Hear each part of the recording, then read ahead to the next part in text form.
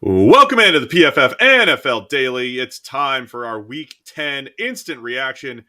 So let's get right to it. Another crazy week where I think we have to spend the entire time talking Vikings Bills. Look, there was a lot of stuff, but there was a lifetime of stuff in that Vikings Bills game. Literally stuff that you've never seen before on an NFL football field. So let's get right into that. Vikings win 33-30. I mean, just the last 5 minutes in overtime in that game, you could spend the entire show talking about not just this show, but like the big podcast, the 2-hour thing tomorrow. We could spend the entire time just breaking down what happened in that game. Absolutely one of the games of the season. Crazy game back and forth, crazy result.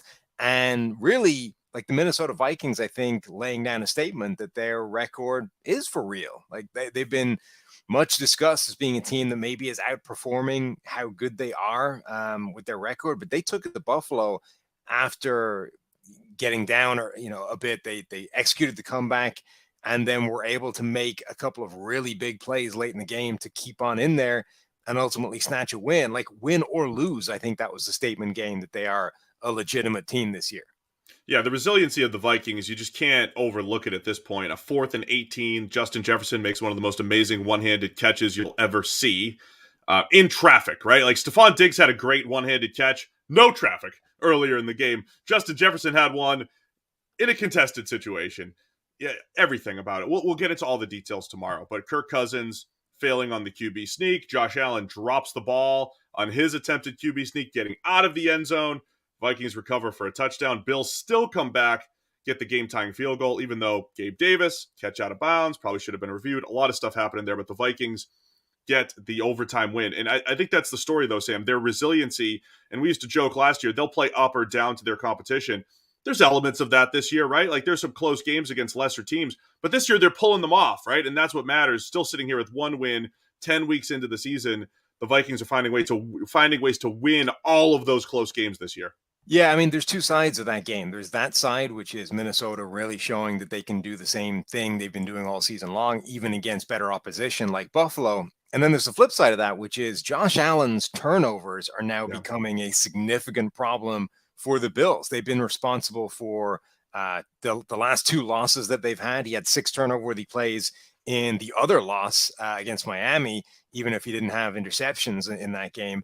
His fumble at the goal line was, I mean, that lost the game, or that took away the win, right? If they don't fumble on that play, the Bills essentially win the game. And then later on, he was the interception that did lose the game officially. So, Josh Allen has been the thing that this Bills team has been built around for years. He's been carrying the offense, not single-handedly, but he's been doing the lion's share of the work. But all of a sudden, those turnovers are becoming a major problem for a team that expects and wants to win a championship. All right, another key matchup that we have to discuss. I want to get into Green Bay at some point here, pulling off the 31-28 victory. Let's just start with that because we'll get to Jeff Saturday. We'll push Jeff Saturday for a minute here. 1-0 Jeff Saturday.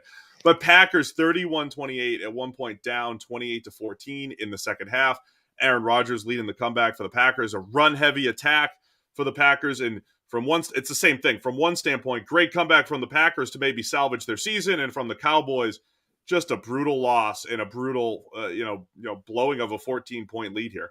Yeah, Dallas really let that one slip away, even in overtime. Once it got that far, Dallas gets the ball in overtime, and they just start to march down the field with Tony Pollard racking off huge runs and then penalties, right? They get a ridiculous offsides penalty when Jalen Tolbert lines up like in Green Bay secondary, and then a holding call, and all of a sudden now that's a big loss of yardage to drag you back, and they end up not being able to get it done on the 3rd and 4th down, and then collapse on defense as well. So yeah, that was a game I think that Dallas absolutely should have won, but Green Bay did a good job to come back and cling to that game, which really, I mean, you lose that's kind of their season gone. So Green Bay desperately trying to keep their season alive. A little bit true with Tampa Bay earlier in Germany in the Munich game. The Bucs keeping their season, not keeping it alive because they were going to be in a reasonable position, whatever, but trying to keep some kind of shred of momentum going of, we can still turn something out of this season. Yeah, big week for both Aaron Rodgers, his Packers, Tom Brady, the Bucs. The Bucs got the running game going a little bit, so 21-16 to win over the Seahawks in the Germany game. We'll discuss Jeff Saturday in just a second, but Picture it, Sam, your kicker's lining up for the onside kick. The chances of regaining possession are slim. The stakes are high. Tension's higher. Pulse is racing. He kicks. You watch as the ball pops up in the air. You can make every play feel this exciting with DraftKings Sportsbook, an official sports betting partner of the NFL, and their unbeatable offers. Right now, new customers can make any $5 NFL bet and get $200 in free bets if your team wins. Check it out. In addition to the usual bets, everyone can boost their winnings with DraftKings stepped-up same-game parlays, and those stepped-up same-game parlays are available once per game day all season long. So download the DraftKings Sportsbook app now. Use promo code PFF to get $200 in free bets if your team wins. Just place a $5 bet on any football game only at DraftKings Sportsbook using the code PFF. All right, Sam. Jeff Saturday's 1-0, coming off the street to beat the Las Vegas Raiders. It was 25-20, the final. The whole time we thought Sam Ehlinger would be the quarterback, but it's Matt Ryan who has a 39-yard gallop on the game-winning drive, which was just fantastic. Good win by the Colts here. Yeah, Jeff Saturday, Coach of the Year.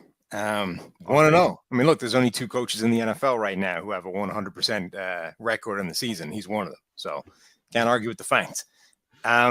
Yeah, like the real thing out of this game was that all of a sudden the Colts offensive line seemed to find themselves. Like they were blocking. They were opening up holes in the run game. Jonathan Taylor looked back to being Jonathan Taylor as opposed to how badly he's been struggling for the rest of the season. I find it a little bit difficult to credit Jeff Saturday for that turnaround in the space of a couple of days. Right? Isn't that it? Like you got the guy with some subject matter expertise, right? You got him in the building, and that's what he solved it all in the offensive line.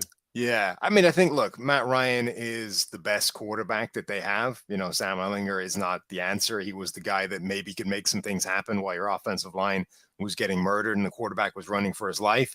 But Matt Ryan's a better quarterback than he is. So I think it made some sense, but really, it's another indictment of the Raiders who just haven't been good this season.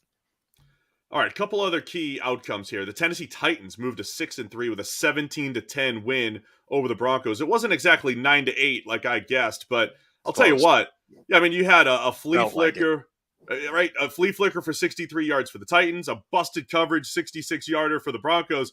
Offense was tough to come by in this one, but the Titans once again find a way to get it done.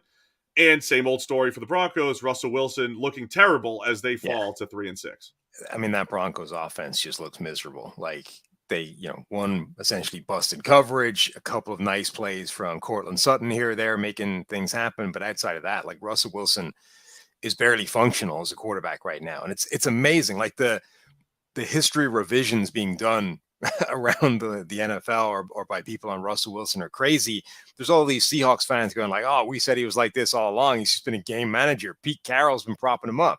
Like, what is this? This is divorced from reality.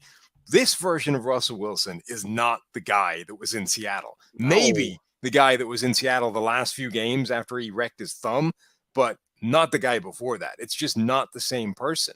So you can't, use hindsight and say, well, he was this guy all along. This was just a product of a Pete Carroll offense and a game manager system. No, this is a new and worse, dramatically worse version of Russell Wilson, and it's crippling Denver at the moment.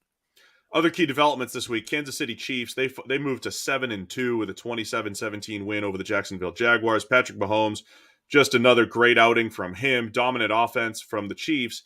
And the Chiefs move into the number 1 slot in the AFC with the Buffalo Bills dropping. So that head-to-head matchup with the Bills and the Chiefs, it's important. It's still going to be important, but if the Chiefs continue to take care of business, they can get to that number 1 seed. A little early to talk playoffs, maybe, but a key win for them. And then the Miami Dolphins, another emphatic win for their offense, right? Yeah. 39-17. Tua Tagovailoa, our big criticism of him has been turnover-worthy plays. Another game where he's not putting the ball in harm's way, not taking negative plays. That offense is rolling in Miami. Yeah, I mean, Buffalo, I think, need to focus more on forget like Kansas City and the number 1 seed. All of a sudden, the division is like way back in contention again. Like they have to stop Miami winning that division first and foremost and then you can deal with Kansas City and the number 1 seed down the line. Like Buffalo all of a sudden has some problems. So Miami, that offense looks fantastic. It might look like the number 1 offense in the NFL. I know they aren't statistically, but part of that is because Tua hasn't been there the whole time. They're still undefeated when Tua has both started and finished the game. And that offense continues to look like it has a perpetual cheat code going. Yeah, speed all over the place for the Dolphins. That was the offseason goal, and we're seeing it on the field. So, listen, those are our immediate reactions from week 10. Of course, we'll have the full breakdown tomorrow morning on the PFF NFL podcast. Be sure to join us. But for now,